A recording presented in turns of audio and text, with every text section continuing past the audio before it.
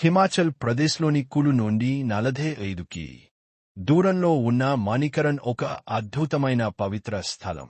పార్వతీ నది తీరంలో ఉన్న ఈ ప్రదేశం హిందూ, సిక్కు మతాలకు సమానంగా పవిత్రంగా భావించబడుతుంది. ఒకసారి పార్వతీదేవి ఆడుతూ ఉండగా ఆమె చెవిపోగు మూత్యం నదిలో పడిపోయింది.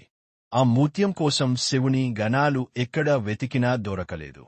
దీంతో శివుడు కోపంతో మూడో కన్ను తెరిచి చూశాడు. ఫలితంగా నది నీరు మరగడం మొదలైంది. అప్పటి నుంచి ఈ ప్రాంతంలో వేడి నీటి ఊటలు ఎప్పటికీ మరుగుతూనే ఉన్నాయి. శివుడు, పార్వతీదేవి కథకు సంబంధించిన ఈ రహస్యమైన చరిత్ర కారణంగానే మణికరణ్లోని శివాలయం మహాభారతం కాలం నాటి ప్రాచీన దేవాలయంగా ప్రసిద్ధి చెందింది. ఇక్కడి వేడి నీటికి కంటి జబ్బులు నయం అవుతాయని స్థానిక నమ్మకం కూడా ఉంది.